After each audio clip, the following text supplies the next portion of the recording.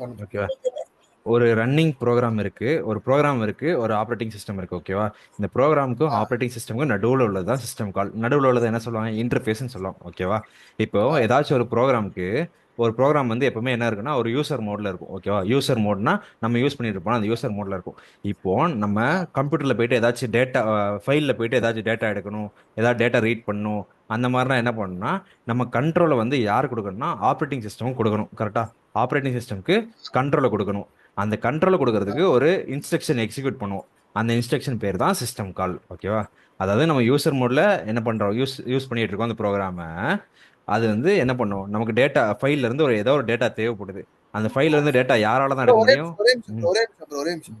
ஒரே நிமிஷம். ஆ, சொல்லு ப்ரோ. ம். என்ன சொன்னேன்? ஒரு ப்ரோக்ராம் வந்து யூசர் மோட்ல ரன் ஆகுது. அந்த ப்ரோக்ராமுக்கு நம்ம ஏதோ ஒரு டேட்டா தேவைப்படுது, ஏதோ ஒரு ஃபைல்ல இருந்து ஏதோ ஒரு டேட்டா தேவைப்படுது, அதை ரீட் பண்ணணும். ஓகேவா? இப்போ நம்மளால அதை ரீட் பண்ண முடியாது. அப்போ என்ன பண்ணணும்னா ஆப்ரேட்டிங் சிஸ்டமால தான் அதை ரீட் பண்ண முடியும். அப்போ நம்ம இப்போ யூசர் மோட்ல இருக்கிற ப்ரோக்ராமை என்னவா மாற்றணும்? ஆப்ரேட்டிங் சிஸ்டம் அந்த அந்த மோடுக்கு மாற்றணும், ஆப்ரேட்டிங் சிஸ்டம் மோடுக்கு மாற்றணும். ம், கண்ட்ரோலை ட்ரான்ஸ்ஃபர் பண்ணணும். அப்போ இதுக்கு வந்து என்ன பண்றோம், ம். ஒரு ட்ராப் இன்ஸ்ட்ரக்ஷன் எக்ஸிக்யூட் பண்றோம். இந்த ட்ராப் இன்ஸ்ட்ரக்ஷனுக்கு பேர் தான் என்னன்னா சிஸ்டம் கால். ஓகே. நம்ம யூசர் மோட்ல இருந்து ஆப்ரேட்டிங் சிஸ்டம் மோடுக்கு போறதுக்கு ஒரு ப்ரோக்ராம் எக்ஸிக்யூட் பண்றோம். அந்த ப்ரோக்ராம் தான் சிஸ்டம் கால், சிம்பிளா. ஓகேவா? யூசர் மோட்ல இருந்து இல்ல ப்ரோ, இப்ப ஆப்ரேட்டிங் நான் இப்ப என்னன்னா, இப்ப யூசர் மோட்ல இருந்து நம்ம ஆப்ரேட்டிங் வந்து சிஸ்டம் ஆப்பரேட்டிங் கண்ட்ரோல் ட்ரான்ஸ்ஃபர் சொல்லு ப்ரோ. பண்றதுக்கு ஒரு ப்ரோக்ராம் எக்ஸிக்யூட் பண்றோம். அந்த ப்ரோக்ராம் பேர் தான் என்னன்னா சிஸ்டம் கால். ஓகேவா? அப்படி எழுதலாம். இன்னொரு வகை எப்படி எழுதலாம்னா நம்ம ப்ரோக்ராமுக்கும் நம்ம ஆப்ரேட்டிங் சிஸ்டமுக்கும் நடுவில் உள்ள இன்டர்ஃபேஸ் தான் சிஸ்டம் கால். ஓகேவா? இது ரெண்டுத்தையும் கனெக்ட் பண்றதுக்கு யூஸ் ஆகுறது சிஸ்டம் கால். ஓகேவா? இது ஒரு பாயிண்ட் எழுதி விட்டுறேன் ஆமா, ப்ரோ. இது இன்னொரு ரெண்டு பாயிண்ட் பாயிண்ட். வந்து அந்த யூசர் ம். சொல்லு ப்ரோ. ஓகே. ம். யூசர் வந்து யூசர் மோட்ல இருந்து ஆப்ரேட்டிங் சிஸ்டம்க்கு கண்ட்ரோல் ட்ரான்ஸ்ஃபர் பண்றதுக்கு எக்ஸிக்யூட் பண்ற இன்ஃபர்மேஷன் தான் என்னது, சிஸ்டம் கால். ஓகேவா? ஓகே. ஆ, ஓகே. ஆப்ரேட்டிங் சிஸ்டம் வந்து என்ன பண்ணும், நமக்கு சர்வீசஸ் கொடுக்கும். கரெக்டா? ஆப்ரேட்டிங் சிஸ்டம் வந்து நிறைய சர்வீஸ் கொடுக்கும், ரீடிங் ரைட்டிங் அந்த மாதிரி நிறைய சர்வீஸ் கொடுக்கும். இந்த சிஸ்டம் கால் என்ன பண்ணும்னா இந்த சர்வீஸ் எல்லாம் ஆக்சஸ் பண்றதுக்கு நமக்கு ஹெல்ப் பண்ணும். சிஸ்டம் கால் வந்து இந்த சர்வீஸ் எல்லாம் ஆக்சஸ் பண்றதுக்கு ஹெல்ப் பண்ணும். ஓகே. ஆப்ரேட்டிங் சரி சிஸ்டம் ப்ரோ. சர்வீஸ் கொடுக்குது, அந்த சர்வீஸ் எல்லாம் ஆக்சஸ் பண்றதுக்கு சிஸ்டம் கால் நமக்கு ஹெல்ப் ஆகுது. சிஸ்டம் என்ன காலை சர்வீஸ் பொதுவாக ப்ரோ கொடுக்குது? சி சி பிளஸ் பிளஸா? இது சிஸ்டம் கால் வந்து நம்ம பொதுவாக எந்த லாங்குவேஜில் எழுதுவோம்னா C and C plus plus லாங்குவேஜில் எழுதுவோம். இதை வந்து சீரியஸ் ஆஃப் ஸ்டெப்ஸ் மூலமாக எழுதுவாங்க. ஓகேவா? சரி ப்ரோ. வேற ப்ரோக்ராம் இது சொன்னல எக்ஸிக்யூட் யூசர் மோட்ல இருக்கிறத கர்னல் மோடுக்கு மாற்றுவாங்க. அதான் என்னன்னா சிஸ்டம் கால். ஓகேவா? சிம்பிளாக சொல்லலாம். அதை ஏதாவது திருப்பி ம். கொடுத்துருப்பாங்க. இப்போ பாரு, இங்கே வந்து ஒரு யூசர் இருக்கான், ஒரு அப்ளிகேஷன் இருக்கு. கரெக்டா?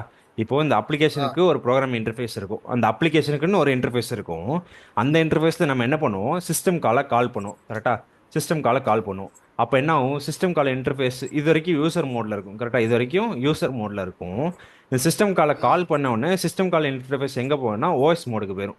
ஓஎஸ் மோடு இல்லாட்டி அதை கர்னல் மோடுன்னு சொல்லலாம். கரெக்டா? இந்த கர்னல் மோடு என்ன ம். கேட்கணும், என்ன பண்ணணும்னா நமக்கு தேவையான டேட்டாவை இந்த செகண்டரி ஸ்டோரேஜ் டிவைஸ்லேருந்து எடுத்து கொடுத்து அதை நம்ம சிஸ்டம் கால் இன்டர்ஃபேஸ்க்கு திருப்பி கொடுக்கும். இந்த சிஸ்டம் கால் இன்டர்ஃபேஸ் என்ன கொடுக்கும், நம்ம அப்ளிகேஷன் ப்ரோக்ராமிங் இன்டர்ஃபேஸ் கொடுக்கும். இது மூலமாக நம்ம அப்ளிகேஷனில் பார்த்துக்கலாம் அந்த டேட்டாவை. ஓகேவா? அப்போ சிஸ்டம் கால் எக்ஸிக்யூட் பண்ணுறது மூலமாக என்ன ஆகுதுன்னா சிம்பிளாக யூசர் மோட்லேருந்து ஓஎஸ் மோடுக்கு ஸ்விட்ச் ஆகுது, யூசர் மோட்லேருந்து கர்னல் மோடுக்கு ஸ்விட்ச் ஆகுது. ஓகேவா? யூசர் மோடில் என்ன பண்ணுறோம், நம்மளால் கேட்க மட்டும் தான் முடியும், இந்த டேட்டா வேணும்னு கேட்க மட்டும் தான் முடியும். கர்னல் மோடில் அந்த டேட்டாவை எடுத்து கொடுக்க முடியும். அவ்வளோதான். ஓகேவா? இதான் சிஸ்டம் கால். ஓகேவா?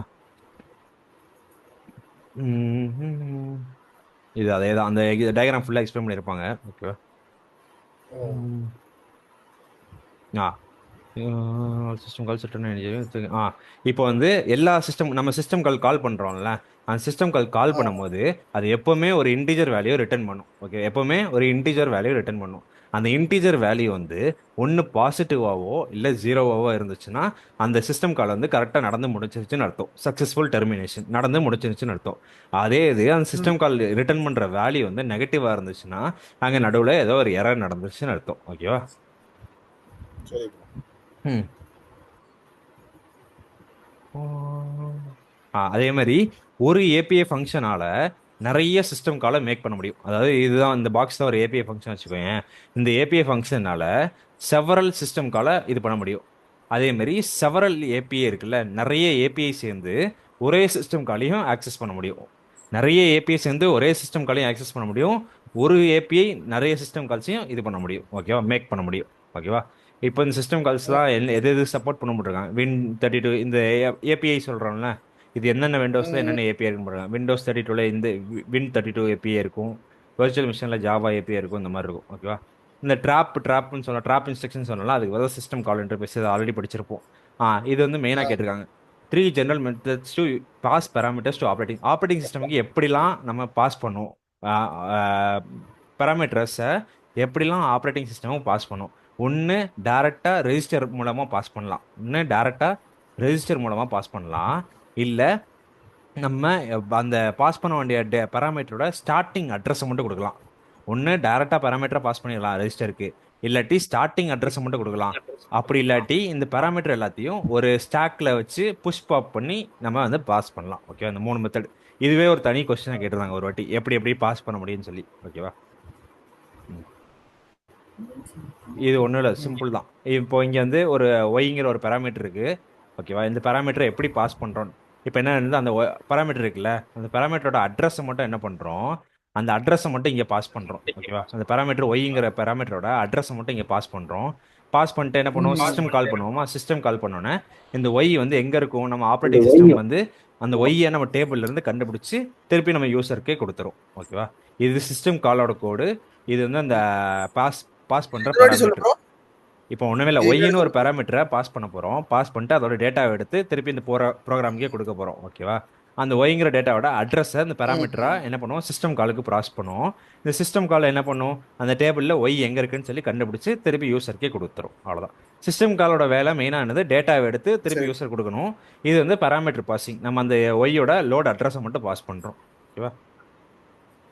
இப்போ இதில் மெயினாக ஓகே. சிஸ்டம் காலில் 5 டைப்ஸ் ஆஃப் சிஸ்டம் கால் இருக்குது. ஒன்று file management, process, inter process, IO device, information processing. File ப்ராசஸில் ரொம்ப சிம்பிள். என்னெல்லாம் இருக்கும், ஒரு ஃபைல் கிரியேட் பண்ணலாம், டெலிட் பண்ணலாம், கரெக்டாக. இப்போ ஒன்றா இங்கே பார்த்துறேன். யூசர் என்ன பண்ணுவான், ஒரு ஃபைலை கிரியேட் பண்ணலாம், கரெக்டாக. கிரியேட் சிஸ்டம் கால் யூஸ் பண்ணி கிரியேட் பண்ணலாம். அடுத்து என்ன பண்ணலாம், அதை டெலிட் பண்ணலாம், டெலிட் சிஸ்டம் கால் யூஸ் பண்ணி டெலிட் பண்ணலாம். இது எல்லாமே ஒரு சிஸ்டம் கால் தான். கிரியேட் ப்ராக்கெட்னு போட்டால் அது ஒரு சிஸ்டம் கால், டெலிட் ப்ராக்கெட்னு போட்டால் அது ஒரு சிஸ்டம் கால், ஓகேவா. இந்த மாதிரி பண்ணலாம். சரி, கிரியேட் பண்ணியாச்சு. அதுக்கப்புறம் என்ன பண்ணலாம், அதை ரைட்டு பண்ணலாம்.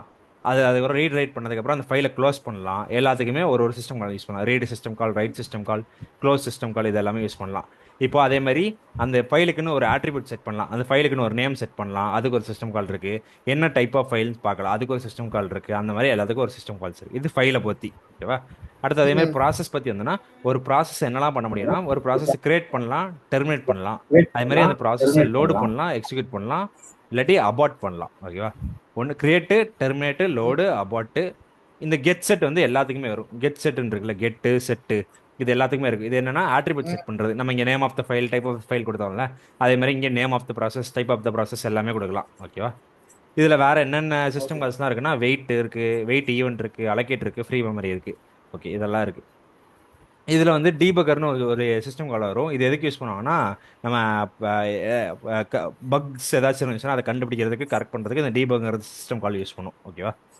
அடுத்தது inter process communication. Inter process கம்யூனிகேஷனா ஒரு ப்ராசஸும் இன்னொரு ப்ராசஸும் பேசிக்கிறதுக்கு, ஓகேவா. ஒரு ப்ராசஸும் இன்னொரு ப்ராசஸ் பேசிக்கிறதுக்கு. இதுக்கு என்னென்ன சிஸ்டம் எல்லாம் இருக்குன்னா, pipe, socket, message processing, shared memory, இது எல்லாமே இருக்குது. அப்போ அங்கே என்ன பண்ணலாம், இந்த மாதிரி ஃபஸ்ட்டு பேசிக்குதுன்னா என்ன பண்ணும், ஒன்று சென்ட் மெசேஜ், ரிசீவ் மெசேஜ் இருக்கலாம், இல்லை கிரியேட் கனெக்ஷன், டெலிட் கனெக்ஷன். ஒன்று அவங்களுக்கு நடுவில் கனெக்ஷனை கிரியேட் பண்ணலாம், கனெக்ஷன் டெலிட் பண்ணலாம்.